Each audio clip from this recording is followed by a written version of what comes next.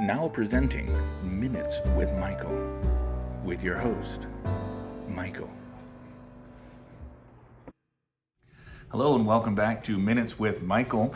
It's a new week, a new dedication to doing it a little shorter. Let's see how it goes. I just had a couple things I wanted to 3 points I wanted to share with you today, hopefully be an encouragement to you during this pandemic thing. There's all kind of figures floating around right now. If you check out the news, you'll find that they're talking about beginning of May or beginning of June. Some have said October. I don't know when things are going to return to normal and if it's ever going to be quite the same normal again. It is interesting to look at how the world can change because of things like this. And you say, well, I've never seen that before. Right, because you've lived in a changed world, you know. So Dr. Fauci suggested that we don't shake hands anymore after this. I think it's interesting, right? Because we say, I could never imagine a world without shaking hands. Well, 100 years from now, let's say we don't practice that. They could never imagine a world when we do. You know, why would you just touch each other's hands like that? I already think it's an odd practice. I do it all the time. I'm a hugger, man. I'm a hugger. If holy kisses were acceptable, I'd be a holy kiss. I'm all about the personal connection, you know, the physical contact. I'm all about it.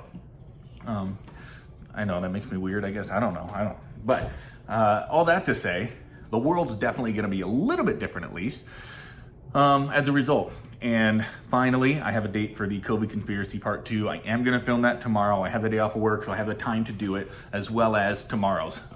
So I'll roll out 2 tomorrow, 1 to make up for last week, and then 1 for tomorrow as well. I'm hoping that the second one tomorrow will be the humorous one I've been looking to do. So, really quick, you say, Michael, what do? I can't go to church. That's my cat. You say, I can't go to church. I love my cat. I don't know why I really do. I am like that cat's attorney here. I am the advocate for that cat. But still, anyway. So you can't go to church. You feel like you're stuck inside. What in the world do we do? Is one of the things that's going to change permanently the church? Well, if it does, I think it's only going to be for the better because we realize that we don't need the buildings and things like that. I've told my church 100 times that I'd be just as happy meeting in a house. I really would. We even have an upper room, the loft, you know, great stuff. I'd be just as happy doing that, really. And I really enjoy the times of fellowship when we can sit around and together and you say, yeah, but our church of 1,000 people couldn't do that. Well, we don't have 1,000 people. I don't know. I don't recognize that problem among us because we're a smaller church. We could definitely pull it off. I think it'd be great. So yeah, I think some things are going to change. But here's how, in my opinion, here's how you're going to be able to weather this storm while still having a link to your local assembly of people, to your group of fellow churchgoers. I was distracted by my wife making fun of my hand motions. She will be in trouble somehow. I'm not sure how. She'll probably punch me when this is over. I'm not sure why, but she does. Anyways, point number 1, stay fervently connected. Stay fervently connected. Some of you might say,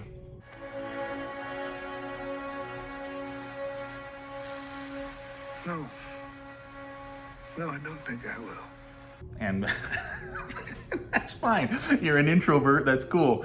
I would hope that you would at least try to stay connected with those in your church and continue those bonds even over long distance the best you can, taking advantage of the technology we have. Number 2, stay financially committed. Stay financially committed. And there are others that say, this is a tough time, you know. The fact is, churches still have to pay their bills. I was able to get, for our church anyways, I was able to get some leeway on the mortgage payment for the house and on the vehicle payment for a couple months. So I don't think we're gonna drown, but we still need to, can you imagine how cool it would be if we could actually come out of this thing a little bit ahead? And so, I'm sure a lot of churches feel that way. So please, if you've made a commitment, say, I'm a part of this church. I go to this church. This is my church. Then let's all shoulder the weight together. So please, and you think, well, you're just saying that if you're a pastor. Not at all. Seriously, not at all. In fact, I really appreciated hearing this sentiment from a lot of people who are not pastors because they recognize the importance of keeping the thing going, even during this time. And then lastly, stay firmly covenanted. Stay firmly covenanted. And you say, well, I don't even know if I can say yes or no to that one, Mike, because I don't even know what that means.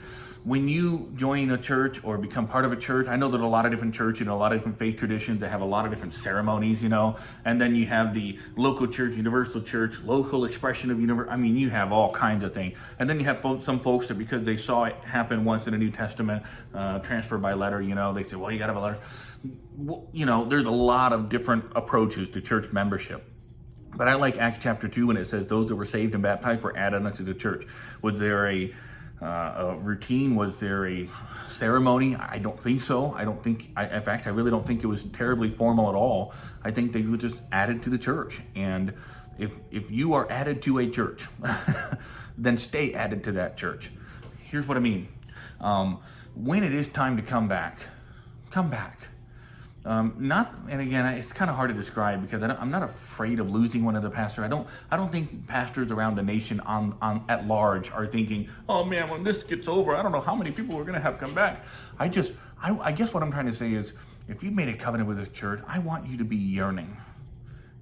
Wherever you go to church, you should be yearning to get back in your place and to use your gifts and to fellowship with one another. Stay firmly covenanted. Say, that is my church. I've enjoyed the different things that we've been able to do. I've enjoyed catching other preaching. I've enjoyed catching other churches or whatever, visiting other, whatever.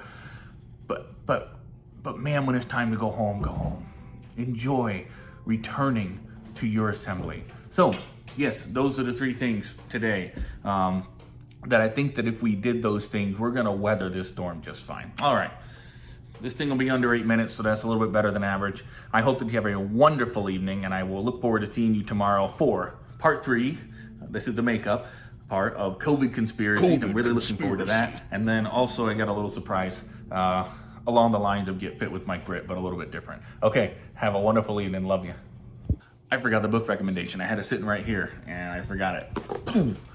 By Tom Wright, N.T. Wright, Simply Christian. I took the dust cover off. I'm dust covers. They're not exactly gaining in popularity with me. I don't really know. They're just harder to read with dust covers.